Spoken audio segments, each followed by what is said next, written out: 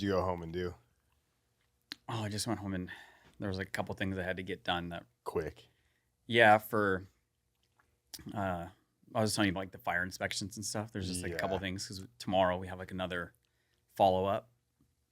Those they make it so hard sometimes. You know what I mean? It's Extremely.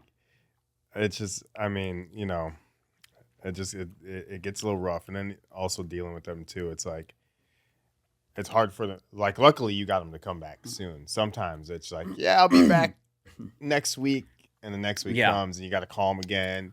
Yeah, we'll send someone out there tomorrow. Well, this Like, this was them coming in November mm-hmm. and then doing the thing, and then after the fires, Mm-hmm. they're like, "Oh no, scratch everything that we had you do. Here's a new list." Wild. So now I'm working with like a new list of stuff. Yeah. So it gets to be pretty expensive. Yeah. Fun stuff, right? Fun. You know, where you're just like, It's like, and they act like 20 grand is nothing. They're just like, yeah, like just get it done. you're like, this is just like a normal man that loves to cook, that has his own restaurant. Dude, it's crazy. And this is his passion, and this is his little passion project, and I'm just a normal person. Dude, why are you doing this to me? It's Like, wild. Yeah. And it's like a constant battering ram. And so it's kind of like, I mean, I also feel like because of the fires, Mm-hmm. they're just like way amping up everything. Yeah. That's where like the conspiracy of it all comes What are we talking about? Conspiracies? Yeah, well, like the fires, Let's go. No, fires dude, and everything kind of ramping up. Like the restrictions being ramped up because of everything that happened. Yeah, they haven't hit us with any updated stuff at least yet. You guys at are any of our here. restaurants here. Do you think you're getting hit? Are they hitting you up because you're like in a more of like a residence or? No, because I mean my space that I have is, it's kind of this like zone like live workspace, and then I also have a commercial space next to it as well. But I just think a lot of it is, I mean, maybe when your insurance policies come due, Yeah, is that what it is? That's They did that Mhm. fucking in Austin. And California too. They're like, oh, we just like all of the insurance companies just like dropped everyone. Like, oh, we don't do fire insurance anymore. It's like, Yeah. what do you mean you don't do fire insurance anymore? Like, too many fires. At my house in Austin, and they were like, yeah, you're too far from a fire station. I was like, there's one at the end of my street. Like literally, there's like, what are you talking about? And they're like, Yeah. yeah, we're gonna drop you. They're like, but don't worry, there's another company. They're only 3 times the price. Just Yeah. and these new ones start popping up out of nowhere. Do you need his mic to be a little bit closer, or are you good with where it's I at? can move closer. Speaking of which, are we good? We're rolling? Not a damn chance. Not a damn chance. Dude, thank you. Brother Craig. Dude, thanks Yeah. for having Thank me. you. Yeah. I've known Craig for many years, and you too, eh? Yeah, I mean, we've almost been like pen pals, like Yeah. for like going on 2 decades, it seems Yeah. like. And yeah, it's kind of just like a random, just like had lunch today and Yeah. had somebody cancel and was like, yo, we walked away from lunch and we're like, that was such a good conversation. We should go record it. Yeah. Go do it online, right? But yeah, dude, thank you for, especially so last minute coming and Oh, of course. and you've done so much in food and you've inspired so many chefs who may not even know who you are, but you've inspired chefs who've inspired chefs and you continue to sort of, just keep going. And I, have a lot of questions just as like, someone who's been following what you've been doing a very long time, but like, when did you get into food? Like, how did you know that's what you wanted to do? I mean, I think for me, the first time that I became really interested in food, I mean, I was probably 8 or 9 years old, and I was taking stuff out of my grandma's house whenever I'd go over there, and I'd take everything out of her fridge. And I didn't necessarily know that I was like making a menu, but I would take all of this stuff, take it on her porch, and then I would make dishes out of it, and then I would sell it back to her, That's sick. and then I would take the money and go buy candy or whatever. Yeah. but even things like during that time, it was like, I remember just cutting an onion, for instance, and I wanted to get these perfect little brunoise, but I didn't know that they were brunoise. At 8? You know, yeah. Well, Wow. because I was just Just really wanted them to be interested. right. Yeah, yeah. So you had OCD, is what you're saying. yeah, basically. You know, and so I went through, and even then is like the way that I was like figuring out by looking at the onion, cutting it 10 different ways, and then trying to figure out like how to get those perfect little brunoise cuts is how I do it now, even, you know. So it was, but everything that I was doing, even at a very young age, even though I wasn't necessarily cooking per se, it was just, I guess, the curiosity of it and kind of taking things apart and then trying to figure out how to just get what I want out of them. So like, for instance, an onion, like there's many different ways to cut an onion. Yeah. You know, there's many different ways to cut an onion, and they all do different things depending on how you cut it, you know, and what direction you're going to do whatever, what size you need out of something. Are you going to pickle it? Are you going to caramelize it? All these things have different effects on your finished, you know, dish or whatever. And so I think even as a kid, I was interested in that, but applying that aspect to just everything in life. It was just, I happened to do it with, you know, with an onion as a kid, but I would do it to everything that I would come, you know, So you were kind of taking come apart across. remote controllers and, you know, all that I mean, stuff. all that type of stuff. It was like just trying to understand How things why work. things are what they are. Just like And curiosity of just extreme all curiosity. things. I was like the kid in class, and my teachers would be like, just shut up, dude. You're like, why is this? Why is that? Exactly. So I was just that kid. Did you grew up cooking a lot, basically? I mean, I did that when I was a lot younger. And then I think for me, one of the big things, so I grew up in Arizona, and there they had a catering class in high school. Okay. And they would cater the rodeo. And so there was something that kind of clicked in my brain when we did this catering for these rodeos, just doing all this just high volume cooking. It wasn't insane cooking or anything, but just this high volume cooking and just seeing the organization of it and all the planning that had to go into it. And then you're starting with something that's raw, and then you're ending up with a final thing, and you're there for the entire process, A to Z, and to see it done, it gives you some sort of satisfaction of just seeing something that you made with your hands. Yeah. And then you're seeing the end result, and then you're seeing people that are enjoying it. And so that really stuck into my, you know, just brain. It was just like a little seed that was in there. Then I moved to California when I was about 15 and a half, 16. And then I just got really into snowboarding and skateboarding and riding bikes and, you know, and surfing and doing all this stuff. And so I kind of abandoned it, but I was always interested in it in the back of my head. And I mean, tons of my friends were all skaters and snowboarders in SoCal at the time. Yeah. And so they were all doing, you know, I mean, a lot of them ended up doing that pro style, which obviously you understand. Sick. Yeah. You know, and so Well, they ended up that's how we met. Yeah. And so, so I think kind of going through and being in that space, and I thought it was something that I would be interested in doing at the time. I wasn't good enough, but I was very interested in just that world. And then I kind of just, on a whim, you know, just said, I just want to cook. And I literally left a week later, and I moved up to Portland because I just wanted to basically put myself in a position where I just had to go all in on whatever it was that I was going to be doing cooking. So I signed up for cooking school, and then I walked into a restaurant on a Friday night at 7:30 and asked the chef if I could come in and just work for free.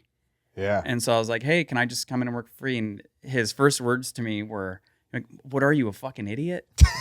Damn. And because it's a Friday night at 7:30. I had no idea. Show up at Sunday at noon. Yeah. And It's so all chaotic. Like, you know, and I'm like, I'm in. can I come You know? cook? And so he's just like, what, like, dude, it's 7:30. What are you doing? So then he's like, all right, if you're serious about it, come here tomorrow at 6:30 in the morning. And he just, how old were you? 19, 19, 20. And so I basically showed up in the morning and he just handed me a massive pile of shrimp, was like, I'm going to show you how to do this once. You're going to do dishes. You're going to be doing all these little jobs like this. This is how you peel a shrimp. And you got 500 more to get good at it. And so you just sit there and, okay, he'd show me. And then I would just try to like, okay, how can I peel this the right way? And all these other things. And then so you're sitting there just trying to think about a lot of these, just what's the best way to peel this? Okay, if I pull the tail here, oh, well, if I grab this and pull it this way. And so what's the most efficient, fastest way I mean, can peel these damn shrimp? And so he kind of put me through like a boot camp of, you know, here's how to run a restaurant from A to Z. And I just lucked out that place that I walked into on a Friday night at 7:30. He was willing to put the effort into me and say, by the time you leave here, you're going to understand how every single thing in this restaurant works. And he put me through every single position. How long were you there for? I was there for... I think a couple of years. Yeah. Like 3 or 4 years. Then I left and then I came back. And, you know, but I just really lucked out with that because... Why that restaurant? Had you eaten there? Did you admire them, or you just were like, I want to try a restaurant? Just a toss of a dice. I was walking around in Portland, and the way that the restaurant was lit, it had to do with like the lighting. It just looked beautiful. It brought you in. Yeah, it sucked me in. Like, I want to be a part of that. Whatever that is, I want to be part of it. And, you know, it was an open kitchen. You know, like you could see the expediter right in the window. You could see everything, and so it just had the right energy like exuding out of the windows. And it was like properly lit. Exactly. I mean, it was, you know, and so it kind of just drew me in, and that was it. It was just kind of luck of the draw. You said you were like 18, 19? Like 1920. 1920. Did you just like move by yourself to Portland or like? Yeah. So I had some friends who were living out there snowboarding, and that was what they were all doing. And when I was, during this time, and this is 23 years ago at this point, food hadn't really become what it's become now. So it was kind of like this weird curveball where, you know, I had friends who were doing snowboarding or skating or, you know, surfing or whatever these other things were, or in bands or all this other stuff. And then I'm like, oh yeah, guys, I think I'm just going to cook. And it's, you know, and at that time it's like, what is that? Yeah. You know, and then it's like, oh, you know, like Chef Boyardee stuff, you know, and it's and then, because I think Food Network kind of stuff really was starting to get a little bit bigger at that time, but it was still all just like, you know, stuff that your mom would watch. Yeah, and it was like how to boil water. Yeah, you know, and the like, I feel like it was the Molto Mario stuff may have been out by then, but it still hadn't taken hold to be kind of what it turned into. Was your like family like supportive of this? I mean, so when I was that age, so I guess we'll have to back up. So when I left Arizona, it was kind of like I escaped from Arizona to go to California. So there wasn't the like, my dad died when I was 14.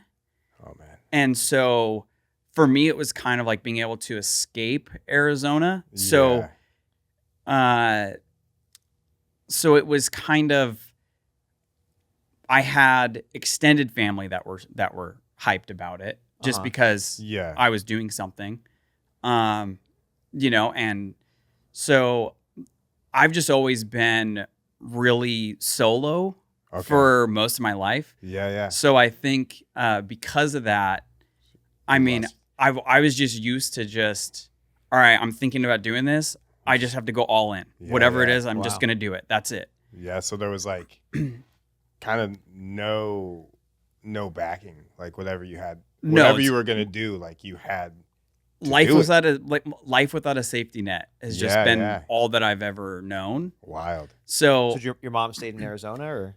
Yeah, so my dad was in California. He was in Seal Beach Mhm. area. So, and he got, so, all right. If you don't feel comfortable, no, you yeah, don't have no, to. no. So, no, I mean, some of this is kind of like already out in a thing that I did. So I'm comfortable, I guess, enough talking about it. So I'll just do a shortened version of it. Whatever you're comfortable with. Mm-hmm.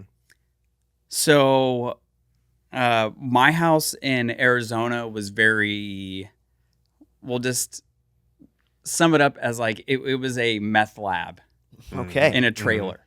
Mm-hmm. So my mom lived there with her husband. Mm-hmm. Then my dad lived in SoCal, and I was trying to go to SoCal to live with my dad. Yeah. Quite literally escape. Yeah. sure. Now, okay, that makes Yep. more sense. No, yeah. So I was trying to basically have my dad, I remember talking to him on the phone, and ultimately we were going to do this thing that was going to be in January. He said, okay, well, you're going to go to school one day, and I'm just going to drive from California, and you're just going to get in my car. We're driving to California, and that's that. Mhm. Wow. So in December, I get a call from my grandma because I go to my cousin's house, because my house, we didn't have a phone. So I saw my cousin at school, and he said, oh, hey, your grandma called. You need to call her. So after school, I rode my bike over to my cousin's house, call my grandma, and my grandma said, oh, your dad's gone. So I was like thinking he was on his way early because it's December. Uh-huh. Yeah. So I'm like thinking, okay, it's December. He just came early. He can't wait. So I'm just going to stay at my cousin's house. He's going to come pick me up from here. And then she's like, well, no, he's gone. Like he died, but I just didn't Wow. register. So it was basically like a month before we were going to do that. Oh man. So he ended up getting killed by a drunk driver. No. So then that kind of obviously squashed my plan of like, okay, I'm going to go to California. Yeah. Yeah. So then I went through, and that kind of pushed me into a place where I was just like, I have to get out of here no matter what. Yeah. There's like no other choice at that point. And so basically I just waited until, so over the next couple months, because I basically left that March. Mm-hmm. So over the next couple months, I went through and basically I went to a lawyer's office. I just rode my bike into a lawyer's office and just was like, hey, I need some advice. I don't know how to get out of the situation, and I just need to like be out of here. So the lawyer was like, look, here's what I can give you. This is what you need to go do. You need to go to the city hall. You need to go get this Get paperwork. You need to do emancipated or this. something like that, or And so he was like, yeah, basically like you have to shift power of attorney over. Yeah. So then I got called around to different family members, my cousins that lived in Temecula area. Mm-hmm. They were like, hey, okay, if you can get her to sign the paperwork, for like my mom to sign the paperwork, then we'll go. And like, we'll pick you up and we'll take you in. Mm-hmm. So I went through, waited basically until they were coming down, Yeah. so it's, Yeah. I mean, like, when they're coming down, then it's, they sleep for 2 or 3 days. mm-hmm. And so I just waited, and then I taped. I mean, you can't really tell the thickness of the paper because they're all fucked up anyways. Mm-hmm. So I taped like a fake baseball permission slip saying I was going to go travel out of town for baseball. So you got the real signature. Wow. So I got her to sign it, and then but I needed a power of attorney. Yeah. So I took the paper, went and got the power of attorney from, basically it was like an SSI building. So it was like a Social Security kind of building. Uh-huh. And the lady who put the stamp on the paper was like, this is illegal. And I was like, look, so I had to go through, tell her the story, happened. tell her Tell her what's going everything, on. yeah. Like, look, you're going to save my life. I can get out of here. Mm-hmm. So then she puts the thing on there, and she's like, Epic. so then she's like, yeah, but you need witnesses. So then I just went on the street, and then I just got witnesses. I just like asked Wow. like random people on the street, like, hey, can you just say you saw that you signed this? And people were like, what are you talking about? So then I got to explain to them. So then I got the paper. And of course, they're willing to do whatever they can to help you. Yeah. Yeah, So then, yeah. so they signed the paperwork, and then I go through and call my cousins, and I'm like, "Hey, I got the signature," and then that was the last time I was, they came out You were able to. like within 5 or 6 hours, and then I had my bike, and I threw my bike in the back of the truck, Yeah. That's it. and then I went to California, and that was the last time Wild, that man. I'd ever saw my mom, and then I left. Yeah. Wow. And so Jesus. but then it was the weird part, I think, was trying to adjust to like a normal, it was like From what To be in like a you normal used to household. know. yeah, to where like, you're going from a trailer that has boarded up windows and, Mhm. we didn't have like cupboards and like we had like shelves. We didn't have like cupboards because everything could potentially be bugged. Yeah, yeah, yeah. So, Because it's like the paranoia is so yeah. high, And so right? like the outer layer of the trailer is what we had. We didn't have like walls. It was like, you're bracing and then your outer sheath Also, of the trailer. probably super cold. And then like at our night our and- TV was, the screen and then a bunch Yeah. of wires behind it. Oh yeah. So, because Wild. everything has potential to be bugged. Yeah. So I'm like going from that constantly. How many years of that did you live in? Just your whole upbringing, mean, pretty much. Yeah, from probably 6 to 15 whenever I left. Wild. So it's just, what you What know. you used to, yeah. And then, Mhm. so then I go to California and it's like, I roll up and I'm in a track home, and I'm Out like, in this is Temecula, 2 yeah. stories. Yeah, This yeah. is insane. And it's Like, just it's blowing like my a mind, mansion. Yeah, yeah. And there's like kids in the street skating and Mhm. there's like a park in the middle of and it's just, but it was hard to actually process it. And Yeah. so it made me really anxious Okay. because I just didn't, it's just such a different world. So I just never felt comfortable. It took me years to get comfortable.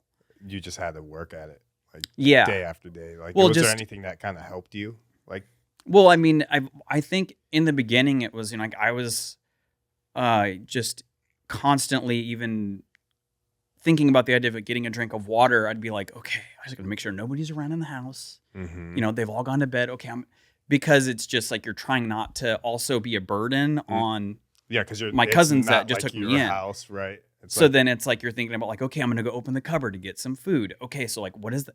So you're going through all these You're just second guessing everything. everything because also You don't want to it's- lose what you got. yeah, Mhm. and like, oh well, if I screw up, then do I end up back there? yeah, So, so it was just kind of like this. It was just such a weird. I mean, this is a very kind of turning into like a longer version. No, but, no, but, no, but, please. but it like Yeah. explains Yeah. kind of some of the reasons why I kind of, I guess, have pursued things the way that I have. exactly.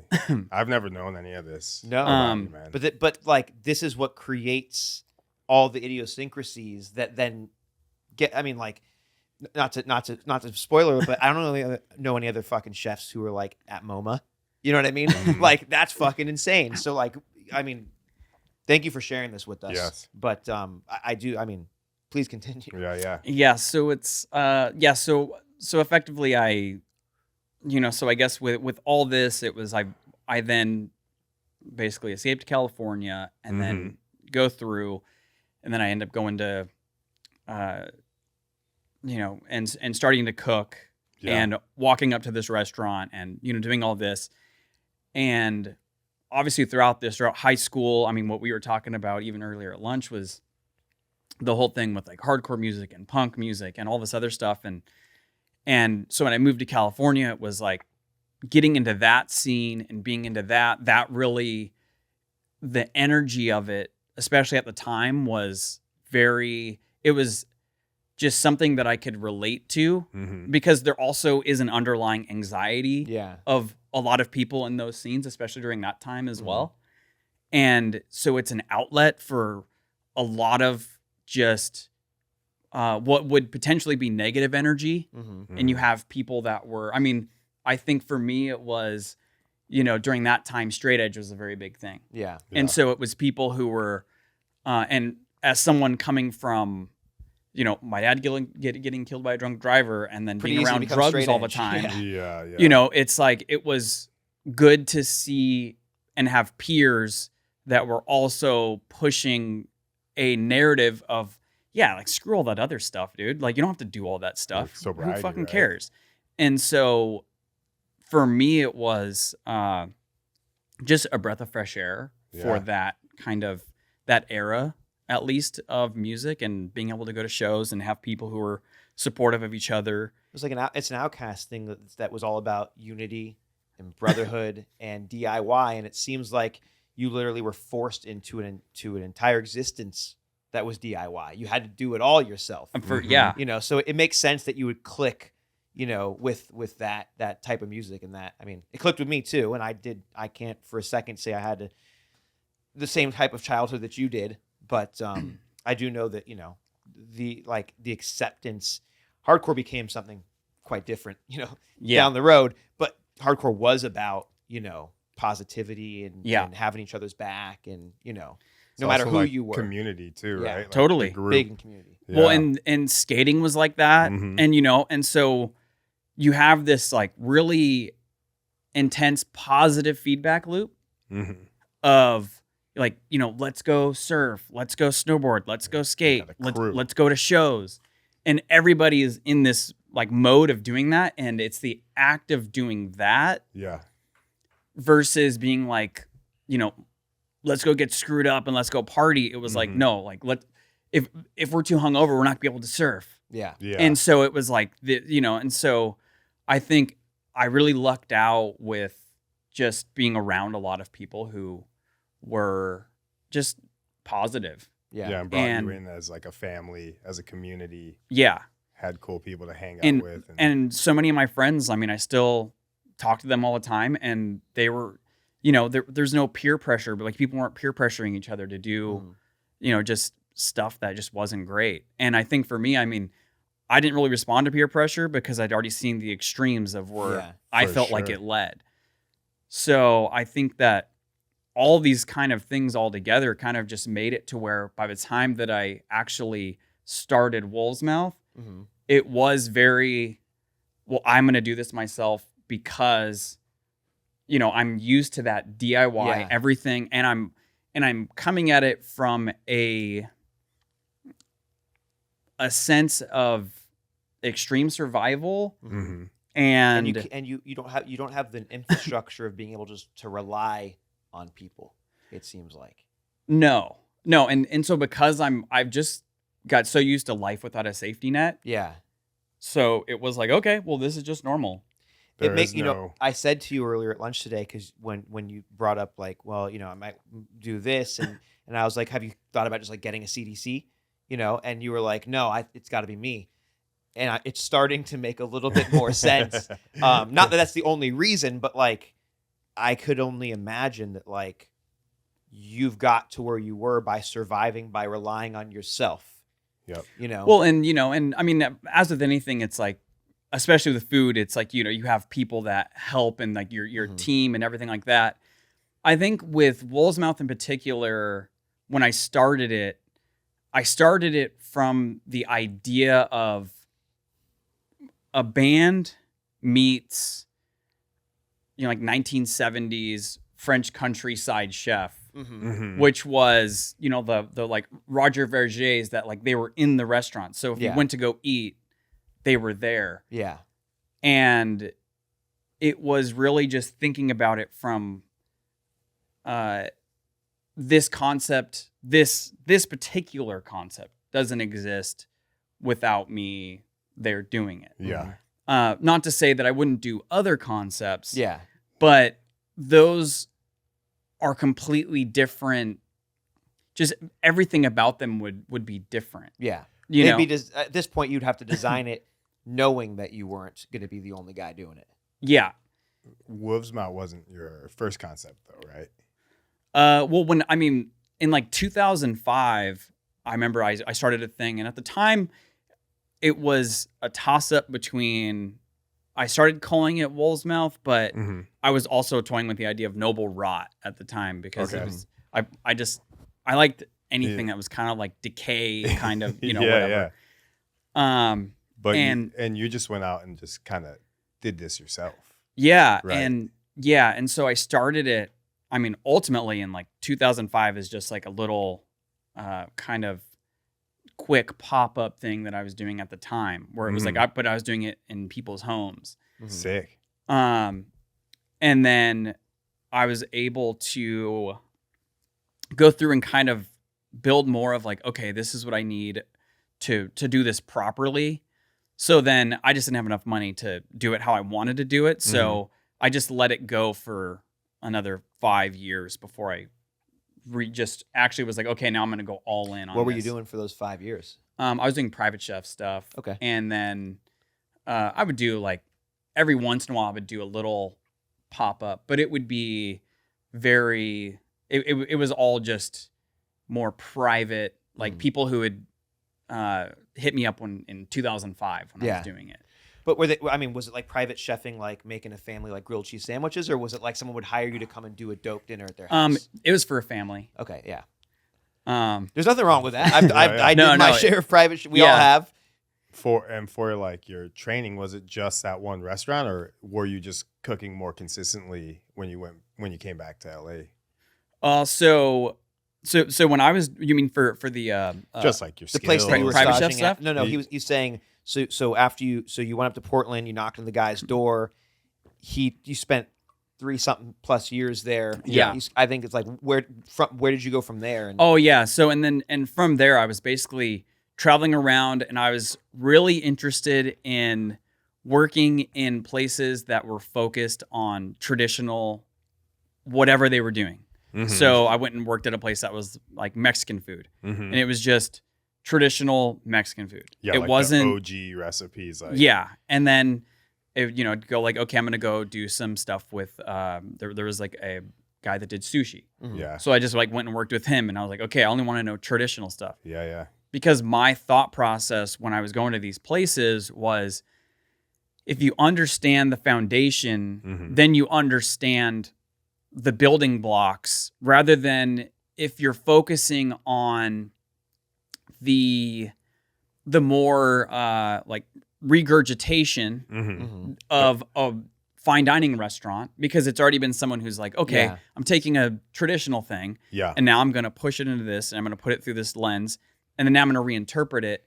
Now you're learning the reinterpretation. You're not learning versus the foundational basics.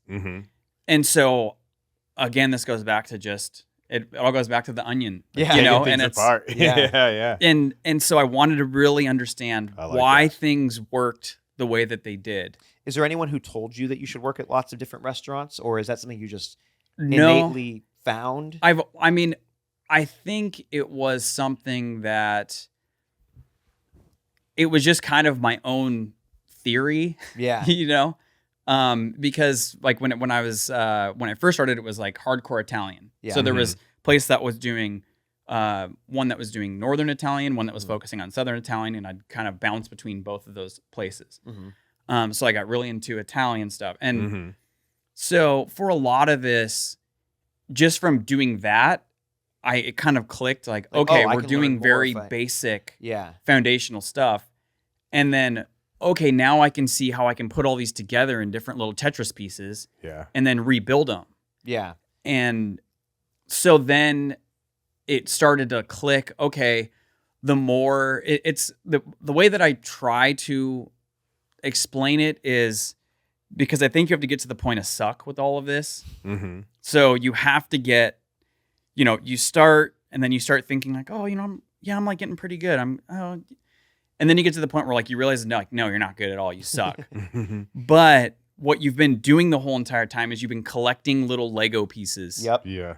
And then at some point, once you get to the point of suck, you at least realize I have all these Lego pieces. Okay, now I got to figure out how to build a house with them. Yeah. And that is like, you have to get to that point though. And and so I think for me, there was like this moment where I kind of figured out that part of it.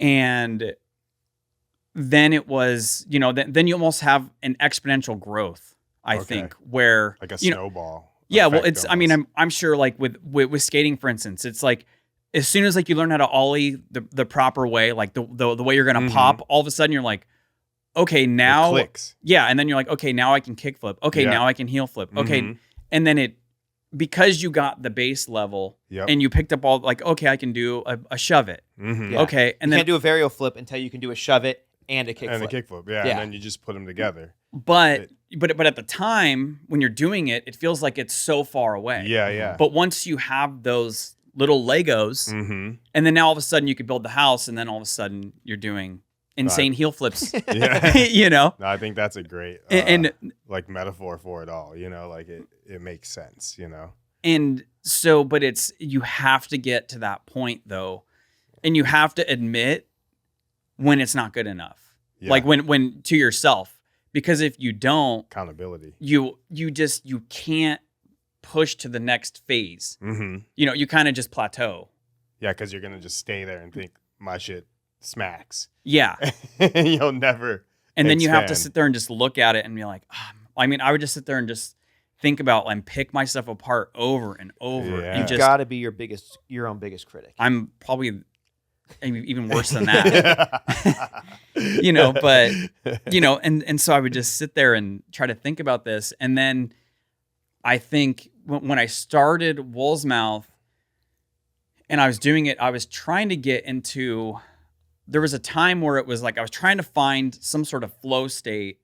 And it was like, I was coming out of the point of what I felt like was the point of suck, which took a long time to get to. I mean, it took years to get to the point of suck, which is, I think it was just acknowledging that and then realizing like, okay, now, oh my God, I have all these things. Oh, I can do all these different dishes. Oh, I can do all these different textures. And then I became really focused on, okay, what's my actual style Yeah. for this concept or for the Wolvesmouth stuff? And then it started to like, I would just kind of like write down these kind of rules, quote unquote, for myself because I'd try to draw lines in the sand so I could have some sort of a North Star to constantly go to. So it was like, I had like a no bacon rule, no chocolate. Like, you know, because I mean, at the time everybody was using bacon and everything. Yeah. It was like an easy thing to go to. Yeah, yeah. And then it was like, Is this like during the animal time? I mean, it was, it's like 2009 to like 2012. It was Yeah. like, there was a lot of 9 to chocolate. 12. What? God, where like, it was like a lot of like mason jars and bacon. And, Yeah. And so once I kind of, I don't know, was just really starting to get, and then it was like, okay, with chocolate, I was like, chocolate's an easy thing to do, you know, dessert with. So I have to push that away so I can explore this other stuff more. But I would do that with all types of different things. Yeah. And then it was like, okay, anything that, you know, and when I started, I was lucky that I got to do a lot of pastry. So I was doing a ton of pastry when I first started. So then that kind of exactness really, the pastry brain is different than the savory. yeah, it's very technical and like Yeah. mechanical. It all needs to be so exact. Like Yeah. grams and everything. And so that kind of like formed into my savory side. And so, but with that, it was just going through and trying to figure out with all of these things, like, okay, well, my style is this thing. Okay, I'm going to omit that. I'm going to take that out. I'm going to take that out. And then for me, it was even something as no quenelles. Yeah. I was like, no quenelles at all. And then all of a sudden it was like, okay, what am I going to do on this plate? Because I can't use bacon. I can't use chocolate. I got to use the quenelle. I got to tell you, you were the first guy, first chef that that I ever saw who started with a ribeye as the first course. Yeah. That was you, right? Yeah. Yeah, and I remember Sick. because like the thing back then, a tasting menu had to have a progression of lightest to heaviest. Yeah. That's how it had to be. That's how it was written. That's how it was. And I remember seeing that you started with the ribeye, and I think I read somewhere something like you were like, you know, by the time you get to ribeye, you're so full that like you can't really enjoy it. Is that Yeah. Am I? I like that. That was I'll tell that was so inspirational for me. I don't think I've started with a ribeye, but it definitely has like it made me go, oh, Yeah. it's like you gave some of us permission, to completely, because I've always been a rule breaker. I've always just done my own fucking thing. Mhm. Yeah. But like, it's always like seeing like the first guy in the road didn't get hit. Okay, let's fucking go. Yeah. Go, go, go. So I had to give you props. 'Cause Yeah, I don't think I've ever told you that. Well, because like, and so how that even came about was just eating tasting menus and going like, man, I'm like toasted by the time I get to that. Yeah, After, like, and the then it's so 7th fatty, course. and you're like, once people don't, like, you get palate fatigue, but not just palate fatigue. Sometimes when you get full, like you're the like the saliva glands in your mouth start to change, and you Yeah. don't actually taste things. Like, things taste different when you're full than when you're hungry. Oh, you start kind of zoning out as well, and you're Yeah, like it's on just the it's 7th a completely course. different. It's like why you never want to cook full, Mhm. because when you're tasting, you're like, Oh yeah, Yep. Well, and so with that, it's just trying to think about what it's like from a dining perspective, like from a diner's perspective. So somebody knows they're going to go have a tasting menu. Mhm. They're coming in, and what do? You're like, oh man, I'm going to have so much food later. I'm not going to eat. So by the time you get there, your stomach's growling.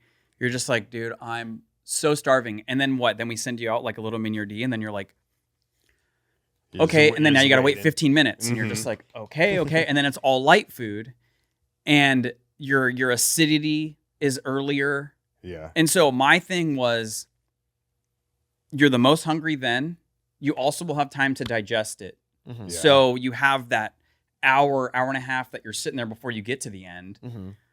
and so you have that, and then the next course, and I try to think about everything as weight. Mm-hmm. So just like weights of dishes. So that one is like, obviously it's a heavier weight dish. yeah. And then the second course is usually also a richer dish. Mhm. And then the third course goes down in richness or weight, Mhm. and it gets lighter. And then the fourth course is like a palate cleanser. So Mhm. like right now, like our fourth course is it's like tataki of albacore, Mhm.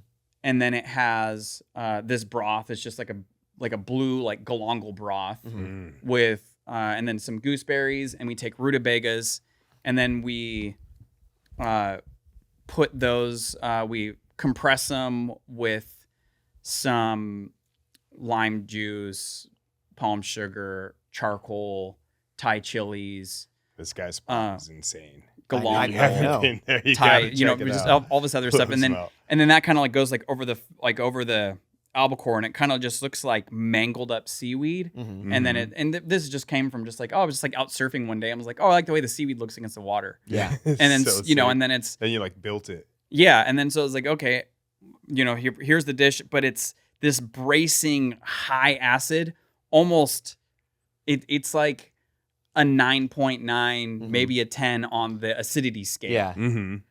And it's like bracing, and it has like definitely a bit of heat, Mm-hmm. and that's our fourth course. Yeah. Like versus some, and it's ice cold. It's cold, Mhm. and so you had a ribeye before you even had that course. Yeah. And then it goes, and so we'll kind of like use courses, and then also because I don't like overly heavy dishes, then it was also thinking about the idea of building palate cleansers within dishes. Yep. I love that. So then it was just so all these little things, and then I just am kind of like thinking about like, okay, now these are kind of helping push what my style is. Mm-hmm. So then I go through, and then it's like thinking about even with the, the way that it looks. Okay, well, no quenelles, Yeah. and then I don't like a lot of like molded looking food. Mm-hmm. So that's kind of how like the splattery kind of, or really grotesque looking, or stuff that looked like alien vomit kind of like came about. Yeah. Where it's like all these different looks. And it was so crazy watching, because like you started that whole plating style, and it just like took off, and now everybody's like doing the fucking, Mm-hmm. and I'm somewhat like you in the sense where it's like, even if I admire something or I love something, I'm gonna not do it because that's that guy's. I'm gonna figure out what my thing is, Yeah. And it's interesting what you're describing and the way that you build menus. I actually, and we've never talked about this, but I do a very similar thing. And so for me, it comes from my music background. Yeah. and probably your connection with music as well is like, because I only do tasting menus, I don't write a bunch of songs. I write an album.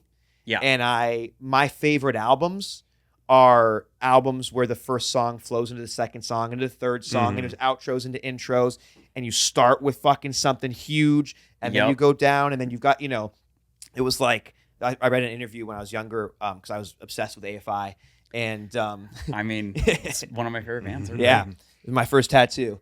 But I was obsessed with AFI, and I read this thing about like, track 1 is like this, and it goes into track. So and you listen, you see all their albums, and be like, oh, it's always track 5, and it's always track 9, and it's all whatever. Yeah, it's been 30 years, so I can't remember anymore. But like, there was a method to the madness of like, you've got to have that big giant song as your closer.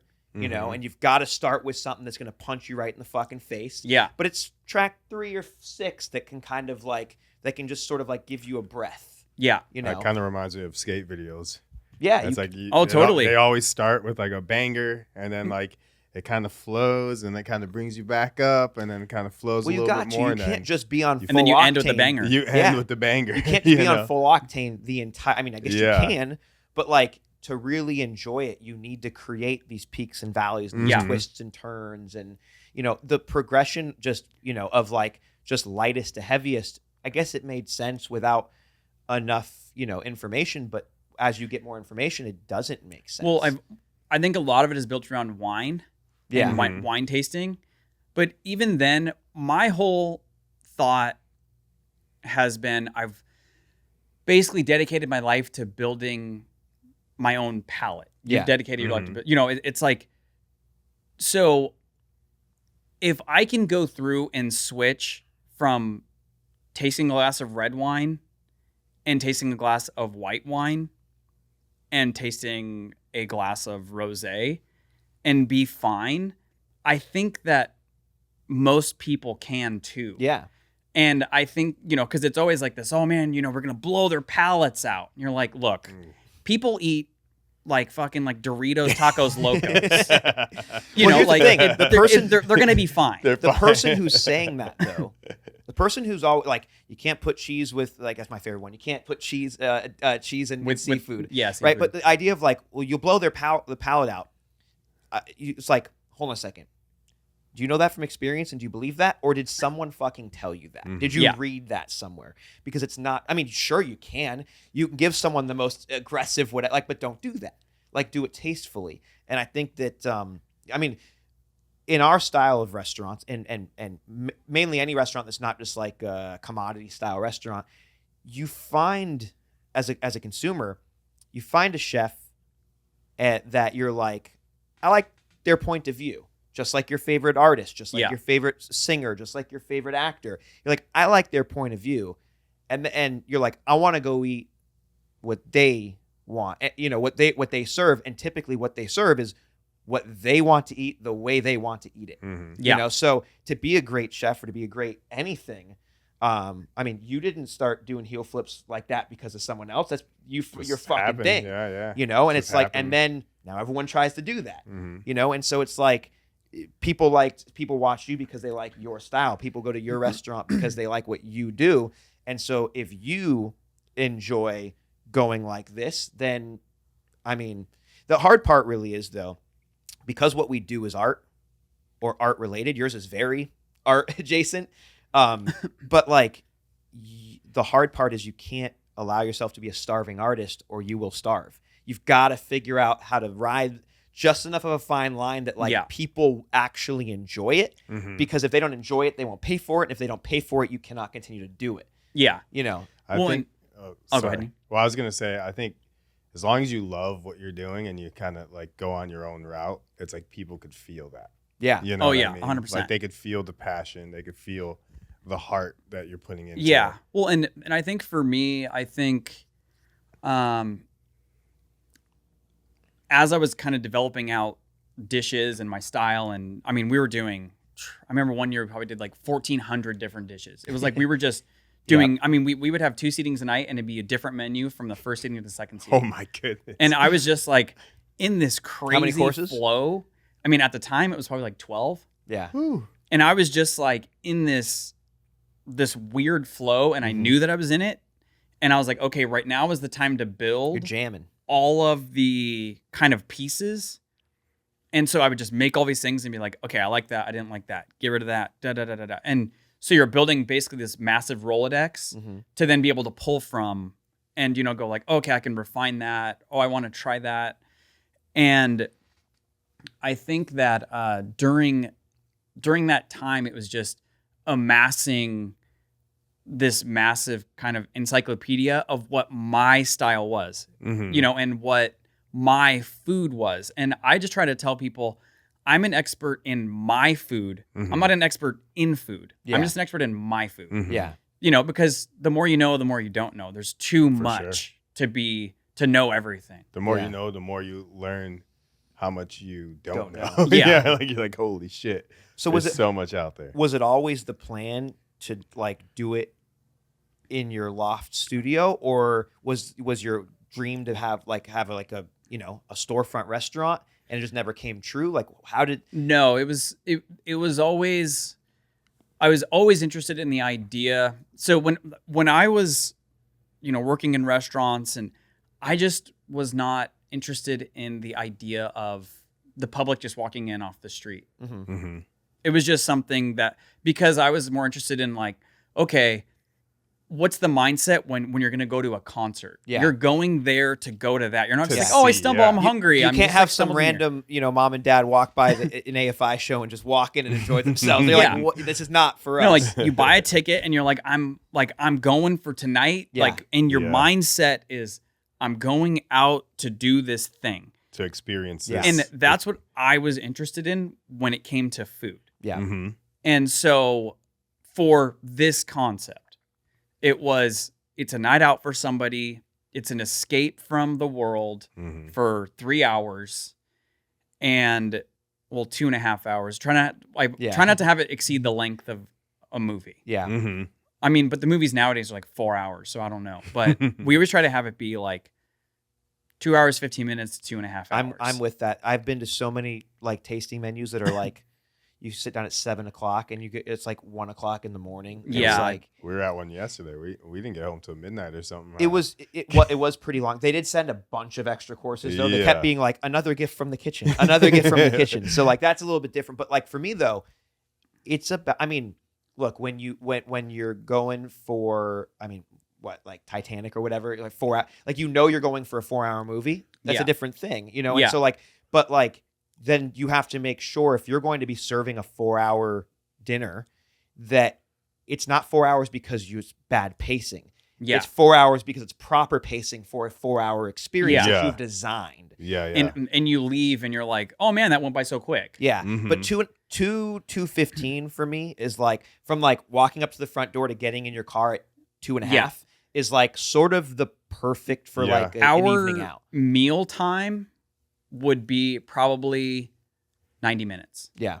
Would be actual first course hitting the table to last course. Yeah. What's super cool too is like you're right there in the kitchen with them, and they like suggest that you get up and walk around and check Yeah. things out. Like I go and just Well, it's- hang over their shoulders and So get some tips. I mean, basically, I just wanted it to be what I myself wished that I could have gone to when I was younger. Yeah. So, Mhm. it's like we have people who, they might be younger cooks and they come up and like, how'd you do this? I'm like, I'll tell you every single thing we did, Yeah. It's so sick. and I'll just be like, look, this is how we do it. Yeah. Here you go. Boom, boom, Mhm. boom. And lay it out. Cause I mean, I don't really care. I'm just like, whatever. I mean, Yeah. You're having a good people, time. well, and for me, it's when I started, I was That's like how getting you learn knowledge from to somebody say. else. Like Yeah. that's the Yeah, whole yeah. point of all this. Yeah. Uh-huh. And so, but I think with that, it was going through, and I wanted it to feel like, I mean, it's weird because I when it comes to fine dining, I feel like it's a genre, Mhm. just like I think that food is all genres. Yeah. And I think that, when you have the Michelin guides or you have these other types of awards, they go through and they're kind of setting what the genre is. Yeah. And I was just not into that. I was just more along the lines of, But you were a subgenre of a genre, or you are a subgenre of a genre. I mean, if like musically, I get, Yeah. it's because I think so many things come back to music. Yeah. It's, and so I was interested in the creative aspect of what fine dining was, where people were kind of pushing the limits a little bit. Yeah. But then there was this other part to it that I wasn't into, which was the way that I felt sitting in a chair where it was like quiet and reserved, and I had to just kind of sit there and I'm just awkward already. You and I are so like cut from the exact same cloth. It's so crazy. So, so I was just like, I was like, man, it'd be so cool to be able to walk over to the kitchen right now and just like ask how like what they did to this. Yeah. But you can't. And then it was So like, you created this place where yeah. you can. And then it was like, oh, like I'm like not like really into like, listening to just like elevator music all day. Cause at the time, I mean, when I first like started doing Wolvesmouth, people weren't doing really more intense playlists. Or just playlists that are just, I mean, now, there's, wild playlists all over the place. Yeah. But I mean, 15 years ago, 16 years ago, there was, No. it was a very No. different thing. So it was kind of like trying to explain through what we were doing to the diners that at the time, especially, were all like, oh, I went to this Michelin restaurant and I went to this, and you don't do things the same way. And I'm like, Nope. but I'm not that Yeah. person. Like, yeah. and so, and again, this goes back to like going to hardcore shows and Yep. punk shows and being like, dude, I'm more interested in what I'm trying to do. Yeah. And if I try to placate and do everything towards you, then I'm going to be doing a disservice actually to you, because you're Yeah. not going to actually get what I'm like, what the point is of it. You're going to get This is a show. It's copy not a of concert. something. Yeah. And so, and I like the closeness of it. I like the idea of people being able to come up and ask questions, or, just people also, they come for different reasons. Some Yeah. people, they come for the food. Some people, there's like a social aspect Yeah. to it. And it's kind of like a choose your own adventure.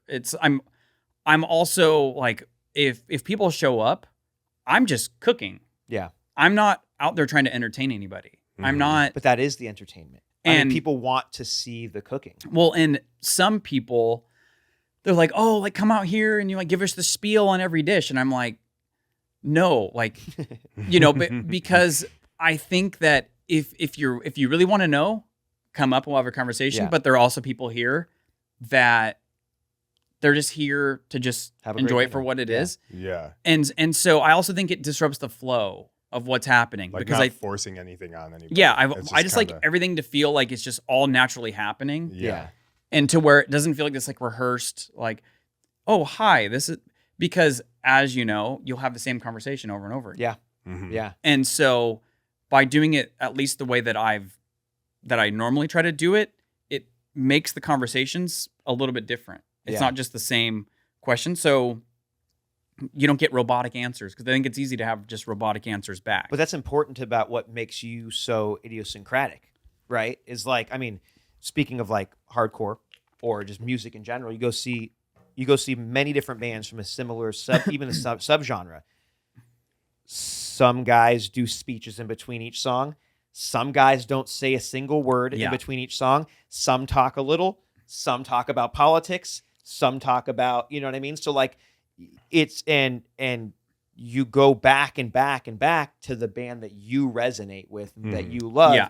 And the people who are on stage performing, whether it be as a band or in a kitchen, that's who they are. Yeah. And I feel like, for me, because I came up in that world, I have said many times, I don't like concerts. I don't go to concerts, I go to shows. And people are like, what's the difference between that? It's like, well, a concert is Nobu. A show is Sushi by Scratch Restaurants, right? Because when I go to a show, I want to get on stage and I want to get the mic. That's my goal. When I go to a show, I want to get on stage and I want to get the mic. And you can't do that at a concert, but you can do it at a show. And so, like, the culinary version of getting the mic is come up here if you want and check out the kitchen, ask us questions, be a part of what we're doing. Exactly. Because that's what getting the mic is about.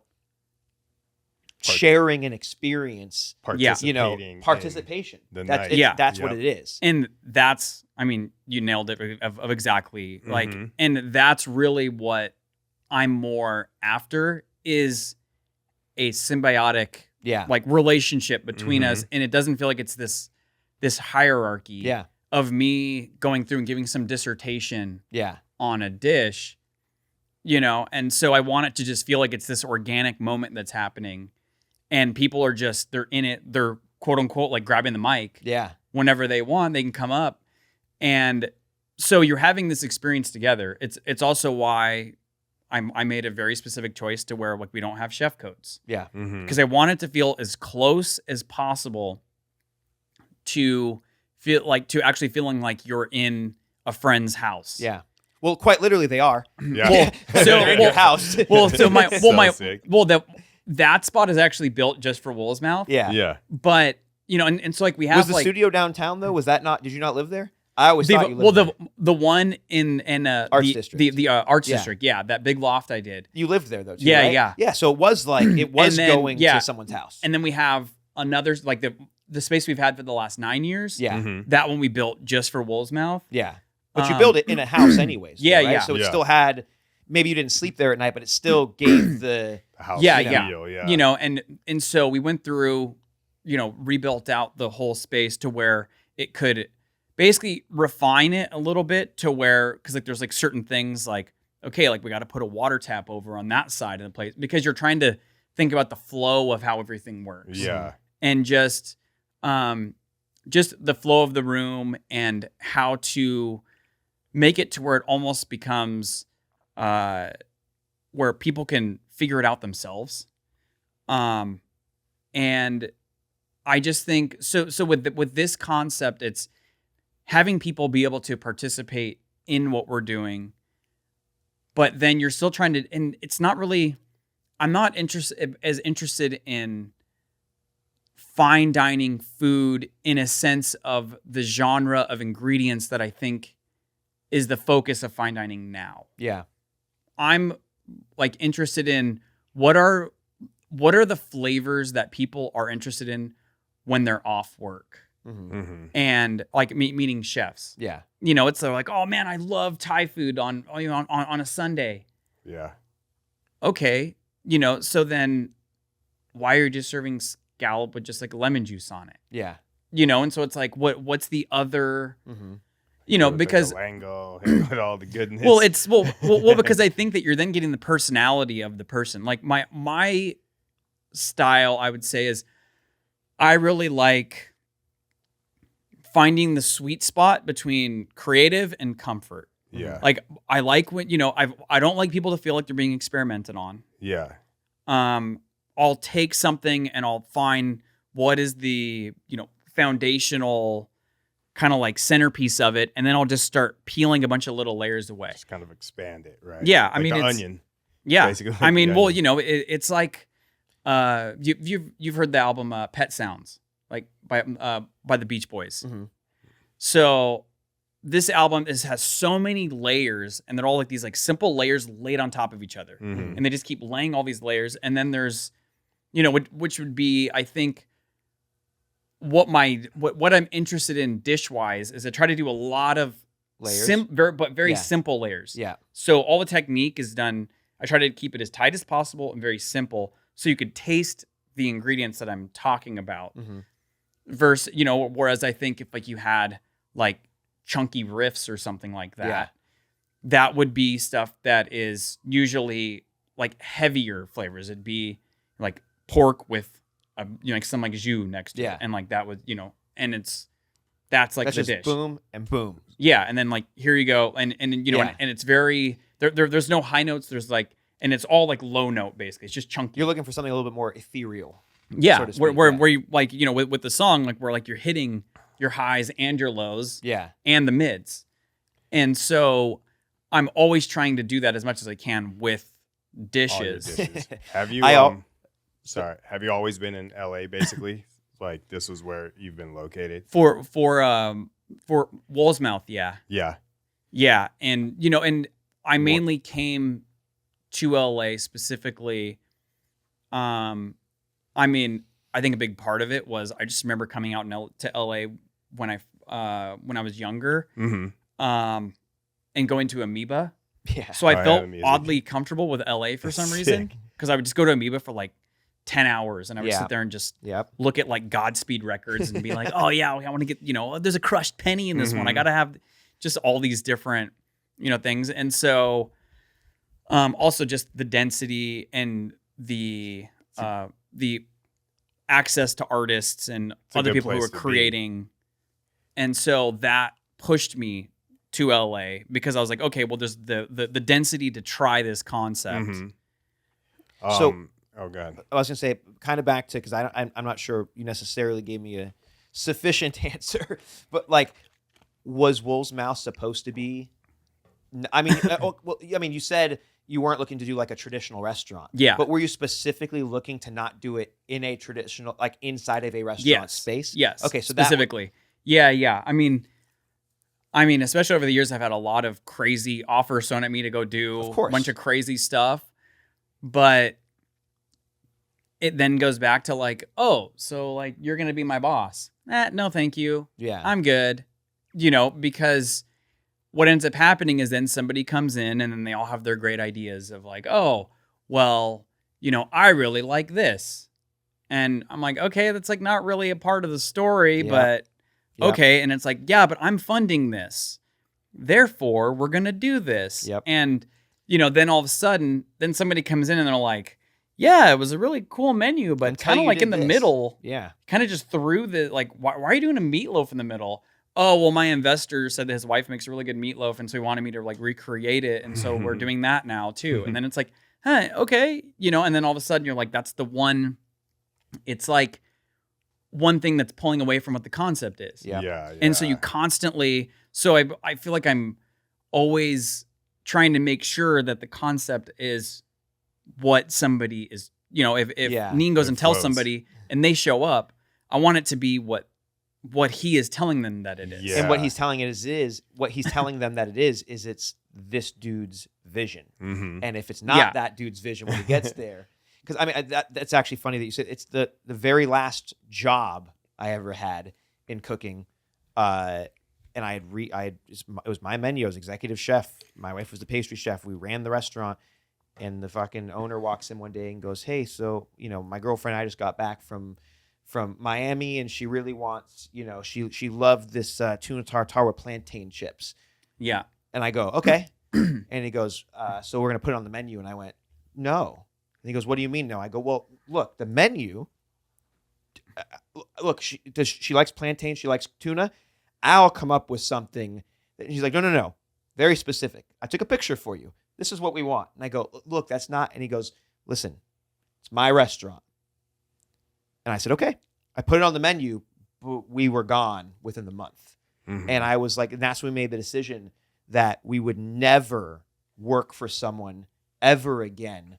And that's why we don't have investors or partners, because it's why we started similar to you, which was like, just like we opened in a coffee shop. Yeah. We moved to our 1-bedroom apartment. And then somebody, and then we got into a restaurant space, but it was like, never can anyone ever tell us what we can or can't do. Yeah, we just work with each other. We work well together because we have the same vision, and it's not really. Yeah, but neither one of us is like. Typically, what he's talking about is rich dudes who like don't.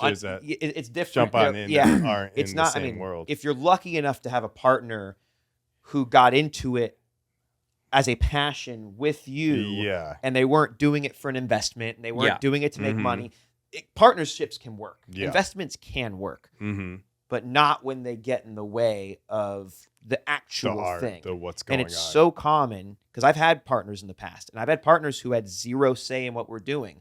That's not going to stop them from breaking your balls, though. Yeah. And like you have to remind them. I'm like, it was like, hey, you should start doing California rolls and stuff. We'll sell more. And I'm like, listen, you invested in this because you came and tried it. And you believed in it.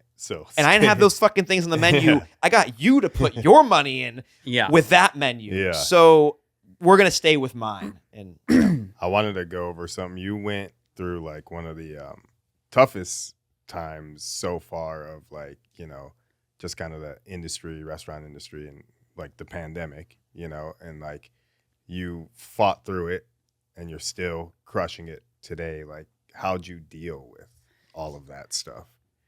I mean, it was a gnarly time. Yeah, I mean, I think with the pandemic and all the chaos that came with it, Mm-hmm.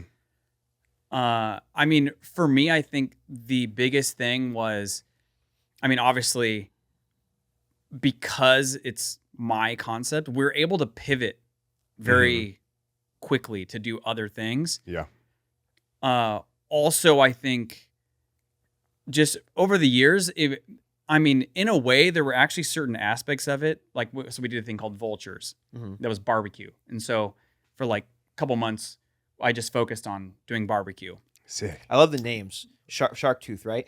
Shark's Teeth. Shark's Teeth. Yeah, Shark dope. Teeth, Vultures. Yeah. And then Wolvesmouth. I love it. And then like we just did one called Loopy that was like, and it was just like a 5-course like Italian menu. Sick. What does loopy mean?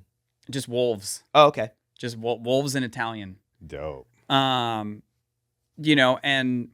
so I'll like go through and I'll do these things, and they kind of allow me to think about, because I'm sure that you go through this, and also, like when you guys do like NADC, it's like, what the formula is. Mm-hmm. There's like, okay, if you guys even have a special, there's a style, so it allows for me to go through and go like, okay, now I have my loopy like vision on.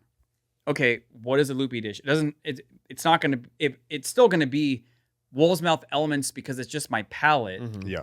But I can now kind of think about it from a different aspect. Okay, like I wouldn't do a tiramisu, like my version of a tiramisu, I probably would never do it at Wolvesmouth. Even though you might want to cook it.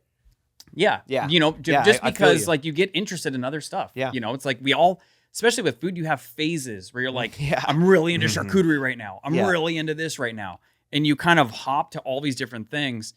And so for me, it's that also kind of like gave me the ability to go through and think about like, oh man, I'm going to have like a different portion size. Now I got to think about how I'm going to do this differently.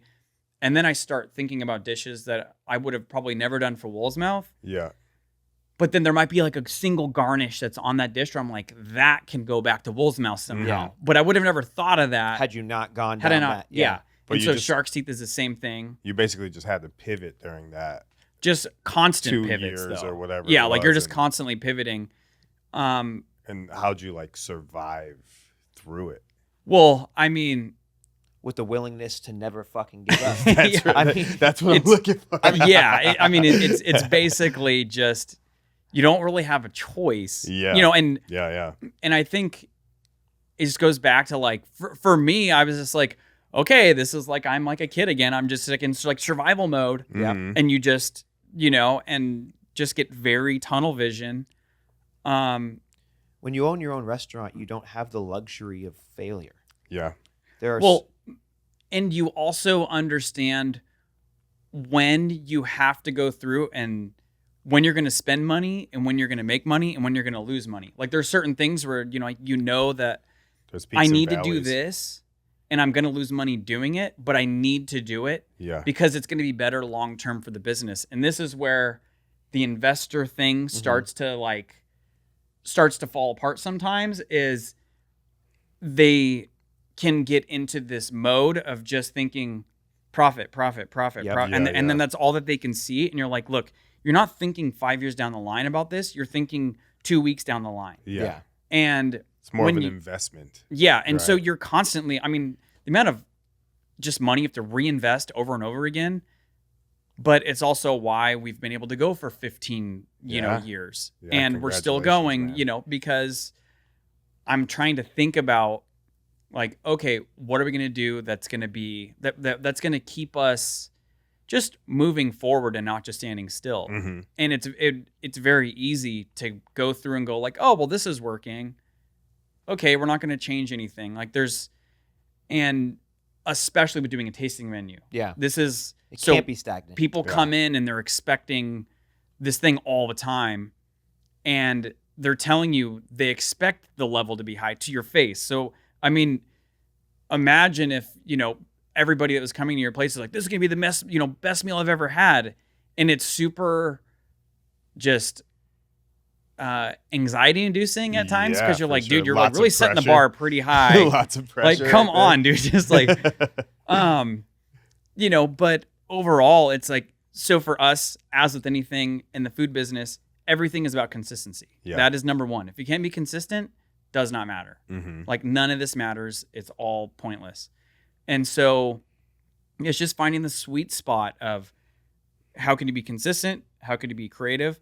But then also have like a comforting element to where somebody doesn't feel like they're being experimented on, but they still leave and go like, there's no fucking way I can make any of that stuff. Yeah. How do you, and so these are the things that I'm trying to think about when I'm thinking about dishes and thinking about the menu overall and how it flows and just all of the different elements, to just to the experience overall. And then you go through and, thinking about, like how's the playlist going right now? What's the volume of the music? Okay, people are eating a little bit slower and it's like a little quieter. Let's inch the music up a little bit. Yeah. Okay, let's put on another song that's a little more intense. Okay, now it's like, now the room is like explosive with noise. Okay, now we can pull the music back a little. There's just like a lot of little. But think about how many restaurants are ran by people who don't care about any of those things. Yeah, And then it just goes to look show your at passion. and then look at how many restaurants went out of business during COVID. Mm-hmm. And look at how many restaurants don't last for 15 years. Yep. It's not hard to see why certain things stand the test of time, and typically it's because the people who are doing them actually give a shit. Yep. Yeah, I mean, definitely all the things. No, I the mean, little things. There's a lot. It's a lot of moving parts. For sure. To all of it, and the thing is just, actually just caring. Like you, and this So is easy the to hospitality care. business. Doesn't cost any money. And it will pay dividends if you Yeah. actually care. No, and it's a constant. As with anything, it's like constant struggle because obviously then when you add in inflation and you add in all this other stuff, and for us it's like we've been trying to keep everything just super like solid pricing because also we don't want to be so out of reach that we can't also have your average person be to where it's so far out of their reach. Mm-hmm. So it's like you're constantly trying to go through and pivot and figure out ways of doing that. Yeah. Because I don't want it to also feel like it's just this elitist thing because I think from the outside it could easily feel that way, as with any, kind of tasting menu, whatever. Especially one that's hard to get into. Yeah. And so I think for us, it's making sure that if somebody does come, we're delivering and just going through and like constantly being able to redesign the menu to the times of, if it's like inflation, like, okay, we can tweak this here. Okay, we can do that dish. And then that'll offset the cost of that one because that one's cost way too much to do. So now we got it.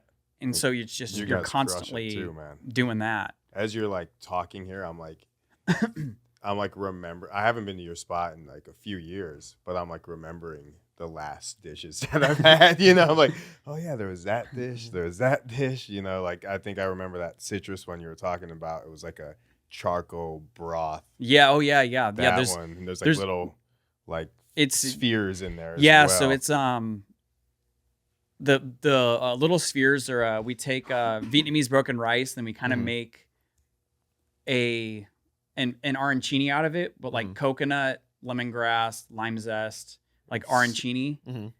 And then they're like little tiny arancinis, and then we freeze dry Thai basil, and then that gets like dusted over it. And then the bottom is it was like a Dungeness crab salad with like a little bit of cauliflower. And that broth is just insane. Yeah, and then like just insane, like insanely acidic charcoal broth, like it's spicy. So good, like you That want sounds like so good. cup of it. That sounds It's so so good. good. And then he has like a little coconut that goes on it as well. And then there's like freeze dried mint. And then that one we had albacore on, or sometimes we would do a tuna. So this one that we're doing right now is not the exact same, but it's in the same vein of maybe not like pretty close to the palate. Mm-hmm.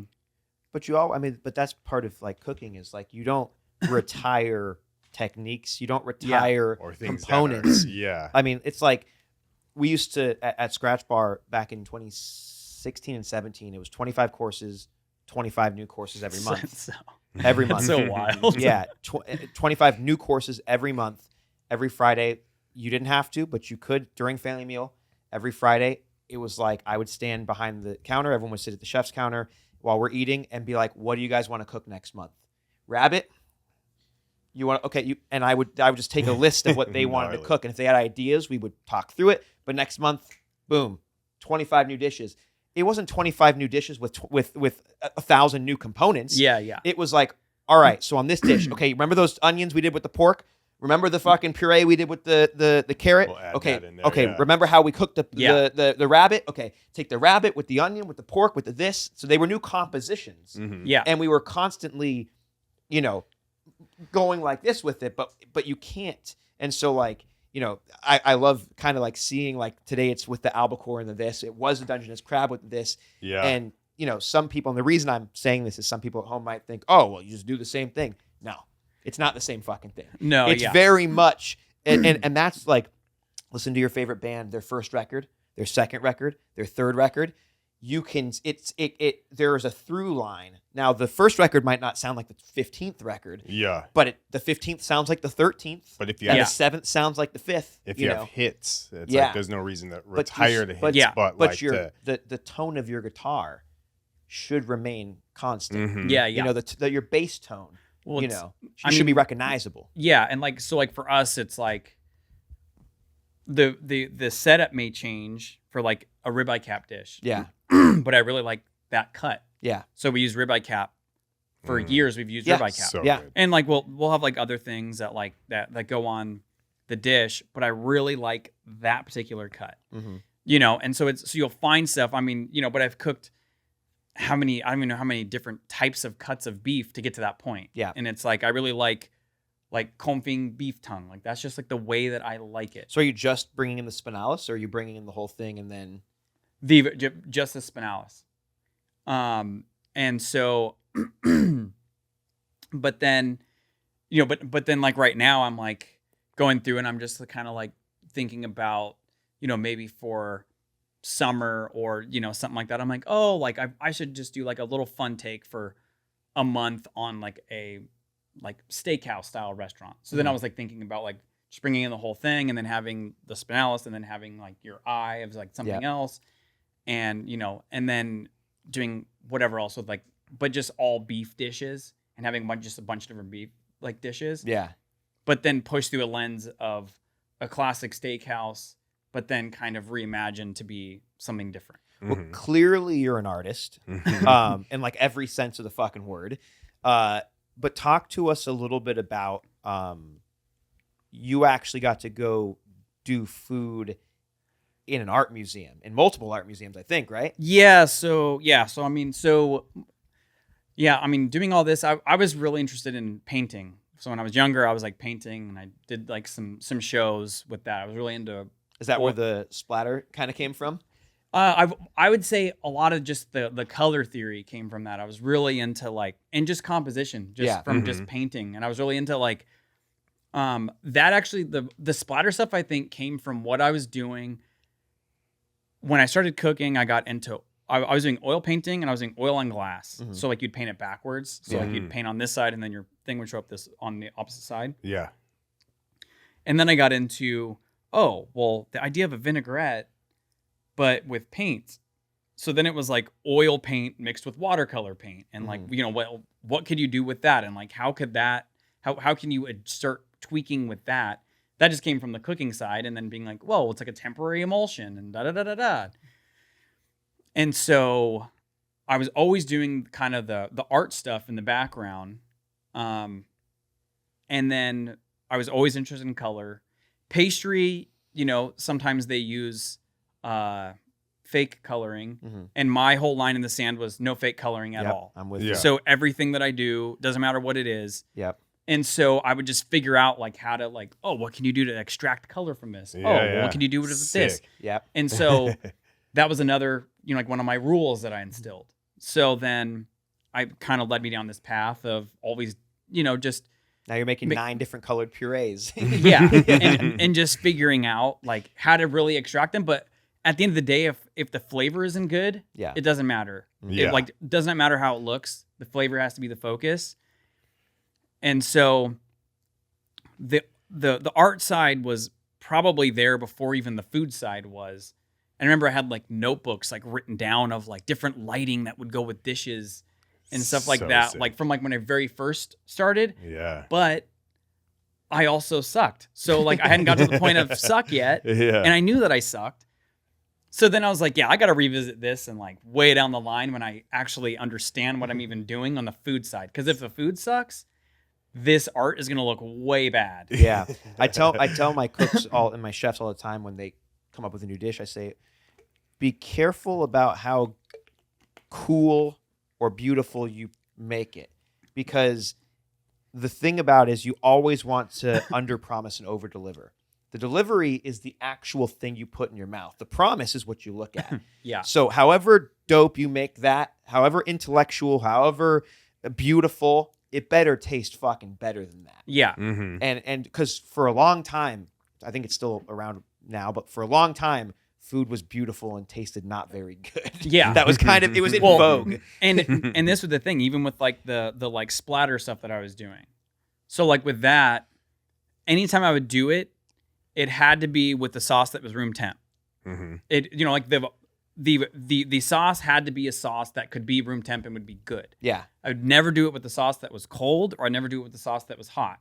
Yeah. It was always like, okay, this, because you're thinking about Yeah. how does this actually eat? Yeah. Yeah. And so instead, like you would see a plate, like a plate, it'd be like, oh, here's a, like whatever, a veal demi that has whatever, we put a bunch of beet in it, and then they're splattering it, and you're like, but now your demi sauce that should be hot Yeah. is now cold. Because it's Yeah. too, Or like it's room too temp. thin, and Too now it's going to thin, coagulate yeah. on the plate, and it's, yeah. And so that was, it was always like, whatever I do, it has to make sense on the plate. Everything has to go through, and it will, like there was a Wolves in the Snow dish. Mm-hmm. This was for one of the first installations. It was This a was piece. was this at MoMA or where was They, this? this was at Santa Monica Museum. Okay. So this dish, so the diner sat down. First dish was this venison dish. Diner sat down. They get a steam towel that we dipped in like pine needles. So like it kind of had like, and so it's like you'd have like that Now like you're Japanese. now you're kind of there. Yeah, and like you're, and Sick, there was no dude. silverware on the table, so like we bring them the plate, and then there was venison on it, and the venison, rather than cut it like nicely, we Was ripped the ripped. venison apart. Wow. And so the venison's like we cook it properly, we rip it apart, but in Primal. big chunks, so that way Uh-huh. it stays the right temperature.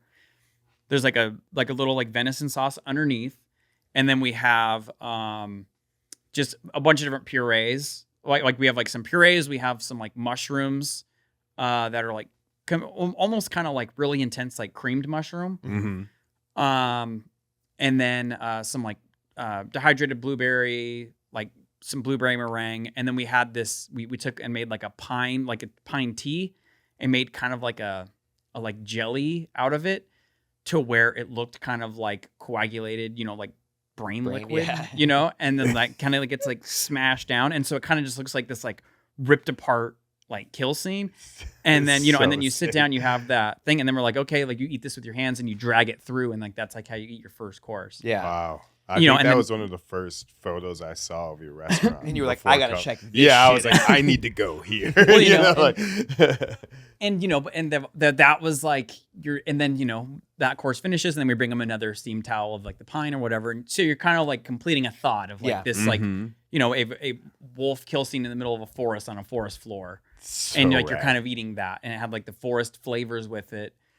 But That's insane. but the dude. whole thing, the whole know. kind of like That's so unlock dope. to it was like, I'm not going to cut this perfectly. Yeah. Because like Yeah. with like a, it's like you have to almost go like, I'm going to fuck this piece of So like the- beautifully cooked venison up. Yeah. But that's Yes. That's the You know, purpose. The That's, problem with a lot of modern, not modern, but like what's happening today, because of Instagram, there are so many younger chefs who are replicating. This is what you talked about earlier. They're going, oh, that's a cool splatter. And so they're splattering. Or they're like, that's a cool rip. So they're ripping. But they don't understand necessarily why the splatter, why the rip makes sense next to the splatter, why this is congealed just enough to mimic, because you're actually, it's like, it used to be that you had to go work for the chef that you admired, and then when you left, you understood who they were. Yeah. And so then you could do your version of that. And now it's just, that's a cool color on TV. And then you can just do a cool color, Yeah. you know. And but I do want to get back to what to the rest of this to specifically about the art installation, but I just wanted to point that out and kind of call back to what you're talking about. Well, and so, you know, and so all of this kind of was like conveying different ideas and trying to get different emotions out of people, you know, for you probably these- scared a lot of women. A lot. Well, I on mean, that first course. we also had at the museum, so we had this like forest, and we had this like all these kind of like birds like flying like through the room that were all this is like Santa Monica Museum. Yeah. And then I like built out this forest, lit it up, did all this other stuff, and then we had this like it was just like a decaying animal that we just had like just projecting onto the wall, you know, kind of like while like you're eating like all this, and it was just, I mean, you know, you're just trying to like push the envelope. I mean, and it's so epic. well, you know, and because you're trying to be like, all right, like It was an exhibit. we're- at an yeah, art like, museum. yeah. we're trying to push all these ideas together to be a cohesive narrative versus being like, oh, I'm doing a menu and then you're eating it around the art. It was like, well, no, we're creating the art itself and we're doing the menu to be one thought. Yeah. Yeah. So that way, when you go to it, it doesn't just feel like it's, oh, okay, so who did the art? And then you're trying to explain to people like, oh yeah, like I did the art side as well. And like, okay, then who did the food? Oh no, but like I did the food side as well. Okay, that doesn't make sense, you know. And so you're trying to like explain that. And so, so we had that run. Then we did another run, where we did, we got this massive warehouse because there was stuff that I wanted to do that I wasn't allowed to do at At the Santa Monica one? Yeah, and so with that one, they drew the lines at brain matter and ripped venison. And There was carcass decaying on the wall while you're eating. so then on for the next one, we built out. So for the last course, you kind of get it was just this all the desserts underneath, and then we just had this kind of like flavored ice that was like over the top, but it just looked clear. So it just kind of looked like almost like a snowball, like in a way, but just snow on the ground. And so it was just kind of like covered this whole thing. So like you ate that, and then we had this room that we had blocked off. And so in the end, you would go through, and then it's just easier for me to see it in my head. So then you'd go through, you would finish, and then they would walk over, and then we had kind of like, it would start snowing in this room. We like installed, I mean, these were massive ceilings, so we put like all these like snow machines up top. So actual snow was coming down. And so yeah, and so we had this like snow kind of room. So we had like a mix of real snow and then also like fake snow. It's kind of like the like bubble snow. Yeah. So we had like that going on, and then we like pull this curtain back, and then there's on the ground there was this like it was like a taxidermy deer, and so it's kind of like there, and it has like it's like entrails kind of like out like on the ground, whatever. And then there's like this massive wall, and then the idea was You just ate that scene. well, of so much of my stuff always kind of goes back to the idea of like subconsciously we're basically just like in order to like we destroy no matter what we do. Like we're to exist is to destroy. And so much of everything that but also I think this goes back to my childhood and seeing everything, the destructiveness. And so I think that all this kind of just has always been on my mind and always kind of fits within everything that I do somehow. So, you know, and so at the end, like you finish this dish and then this like black metal comes on. And so it's like, all of a sudden it's like the lights go out like in everywhere else. There's just like blue lights, snow falling, curtain goes back, the deer on the ground. And then everybody's like, you get a turn and you're smashing your plate against this wall that we built kind of around this deer. And then by the end of the whole run, so I mean, we probably fed, I don't know, probably 1,000 people like for that exhibit. So then at the end of that, there's like 1,000, actually there might've been more, probably like 1,500 broken plates that are just surrounding this deer. And it just looks so it looks like shards of like just glass and snow. Wow. And so it was just kind of like this thing of like, just this destruction that everybody is a part of, and the death of it all, and then these plates kind of like being like this snow that's just piling up of the consumption.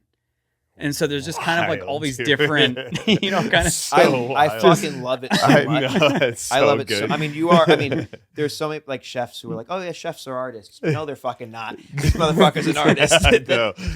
So epic, dude. So that was, and so then Mocha, some people from Mocha came to that show. We had like some like more people from other museums. Yeah. And then so They were we like, had some "Fuck, people we from need this Mocha, at and our they're like, spot." oh hey, like do you want to do something? Like would you ever want to do something here? Yeah. So that, and then building that out was absolutely brutal, because I mean we were there for almost 5 months. We did a run, and so I am like building out the physical artwork. Yeah. So like we had like one that was like probably it was like 30 foot long, like 12 feet high, like a massive like piece of this like styrofoam sculpture. It was like, so the Mocha show, everything was built on oil byproduct, animal or insect. So like that whole entire show, everything. So like we had like a forest floor that was made up of like 4,000 coyote faces. And then out of that, we had these like cherry blossom trees, but they were fake cherry blossom trees. And they were like made out of like different plastics. And it was just kind of like this, like playing with the idea of what people find as grotesque. Like the floor, for instance, like you'd have like, the like forest floor of all these coyote faces. But then you have people that have, they're like, this is like so gross. But then I'm like, you have a Louis Vuitton bag, which was made by the most perfect piece of the cow that they just plucked out to make that bag. You have in your hand what this is. This is just the version that's a little bit different. And, and so it's kind of like playing with this. And then like the idea of like, we had this like massive cave and we put like a ton of these jewel beetle wings. So like we imported a bunch of these jewel beetle wings and then put them in there one by one. I think we had like 100,000 of them in there, just sitting there with like a thimble, putting all these things in there. And then it was like the idea of, well, like this is like a nature element, and people have been like, oh, gross, it's bugs. But you're like, this is all like this, the rest of this, the 2 tons of this is all oil. Yeah. And so like, what about that? And and so a lot of that show was built around just environment and economics and some religious aspects, and kind of how like all this stuff kind of tied together. That's super rad you did. So then it was like building out this whole concept, and then building out the menu that went with it, that was kind of like a discussion with the food, but then like the lighting would change during. And so I was like studying lighting for like quite a while, just to like kind of do all this stuff. And then that kind of like also, then I started talking to people that were in the music business that I knew, that were like, hey, like, well, here, come talk to our, like production guy. He'll teach you all about blah, blah, blah, blah, blah. And then all of a sudden, it's like, I have like always like lighting rigs that I own, cause I was like, well, renting it's too expensive. I may as well just buy it all. So going through and doing that. And then it was like, then day one. So like we build out the show, day one happens, and the fire marshal shows up. And so we're like, He's like, what the fuck is this? Yeah, well, so we're building the kitchen. We like finish like building the kitchen out. And then the fire marshal's like, cool. Yeah. So, what time are you guys done? We're like, I don't know, probably like 1 o'clock in the morning. It's like, all right, cool. So just when you're done, just tear the kitchen down. And we're like, no, this is like a 4.5 month run. And he's like, Yeah, so just like I was saying, so you're gonna take the kitchen down, and tomorrow you got to rebuild it. What And the that was hell? the show the entire time. So Was you had to- Wow. taking apart the kitchen every night and rebuilding it every day. Oh, And this was not a part of what I thought was going to happen. This is what we ended up doing. It was absolutely brutal. that sounds horrible. I would never do it that way again.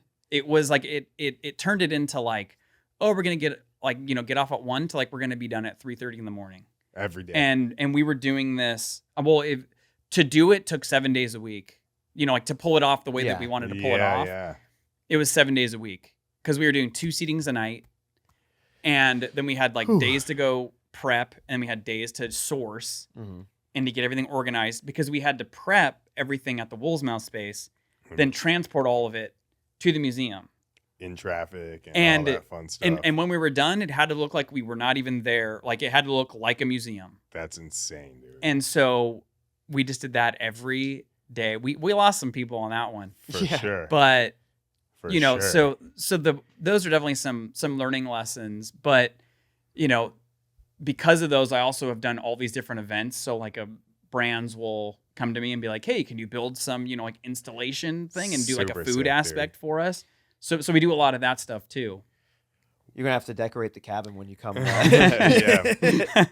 So normally, kind of like when we get to this point, we like to ask a question. So if you had like a magic lamp right here on the table, and you had your foreseeable future, where do you see yourself in like 10 years? Like, what would you? I mean, I like to keep things very simple, and I think it would be cooking and surfing. Yeah. Cooking and surfing. I mean, Just keep it is just as far as like extracurricular stuff, like that I like doing. I mean, outside of cooking, I try to surf a lot, but I have been through enough life to appreciate the simplicity Peace. of life and Yeah. trying not to overcomplicate things as much as I possibly can. Because I think that each thing that we choose, I just view every single thing as time. And Yeah. so I just kind of like think about it as like, okay, well, how much time is that going to take? Okay. And then, so if I just keep doing that, then it's like, okay, well, then I have to give up this other time doing this. And so I just have constantly done that forever. So for me, it's trying to keep as clear as ahead of possible and trying to keep things as minimalistic as possible, but I mean, cooking is something that it's not a thing that I think that I never really had a choice to not do it, if that makes sense. And I don't have a choice to stop it, because it's not something that I can personally stop. I can't see myself ever stopping doing it, because it just is a natural part of who I am. I mean, even on my days off, I'm sitting there thinking about. Well, it seems very much to be your artistic outlet. Yeah. Yeah, it's definitely my way to express. Yeah. Things, and to express whatever weird ideas, like that I may have. I love that, man. Yeah. Well, dude, thank you so much for coming on. Thank you honestly, thank you for being so vulnerable. Yeah, no was no not problem. necessarily the direction I thought this For was going to sure. go in, but like and we went way, way, way into the weeds on cooking. So sorry for anyone out there who doesn't give a shit about food. You're probably not watching at this point, but I feel like the whole idea of like what you went through as a kid, like really, I think is, the perseverance that you have. Yeah. and have The had, resilience. and resilience is a great word, but it was, I think a lot of people are going to get help or be able to resonate with or take a lot from this and from your vulnerability. So thank you. Yeah, absolutely. I mean, yeah, I just think with all of it, it's, when you're in it, and I think a lot of people that go through it, when you're in it, it's very normalized. So, it's like when you're in it, you don't necessarily know how bad things, may necessarily be. But I think it's that after you get out of it is understanding how to actually kind of deal with the whiplash. Cause I think it's the coming out of it was almost harder. Yeah. Because you're trying to be like, wait, this is the world? Yeah. What was that world? And so, I think that's like a pretty big aspect. I think that a lot of, over the past, because like I had a couple of things come out in the New Yorker, and I had a couple people like reach out to me and were like, that was one of the things that really resonated with me most was just kind of that story. Yeah, just parts of it. There's just a lot of different, I think, ways of like, you just have to just keep pushing through. Yeah, man. And I think that it's like, as with anything, it's like, if like you want to get better at life, you want to get better at skating, you want to get better at cooking, you just have to keep doing it and keep trying to make as many micro decisions. They're all micro decisions. It's not one big one. Micro adjustments. It's just tiny things. That's all it is. Like tiny, for sure, little, like, you know what, I'm not going to do this today. You know what? And then all of a sudden, all those little tiny decisions, you look back and you're like, oh man, all those led to all these bigger, better decisions that gave me better opportunities down the line. That's right. And I think that's like the biggest thing is it's like never discount the tiniest decision. For sure, man. And just being like, it's all important in some way if you want to really just push through it. Where can everybody find you? At Wolvesmouth on my Instagram. Wolvesmouth.com, but the website, you're not going to really get much out of it. It's just kind of like you're going to look at it and be like, okay, this gives me no information, but that's kind of the goal. Well, now that if anyone who's watched this is not going to be surprised, I think. You got to check his restaurants. They're insane. If you're a fan of food and if you're a fan of high concept food, definitely you should. Whoever's listening to this, you should definitely go. Well, thanks for having me, guys. Dude, thank you so much for being coming, here. Brother. Awesome to catch up with you. And it's a pleasure. Absolutely. That's a wrap on today's episode. Hit subscribe now if you want to follow along. We have some awesome guests lined up that we sit down with. Make sure you follow the Not a Damn Chance podcast on socials at NADC Podcast. We'll see you next week.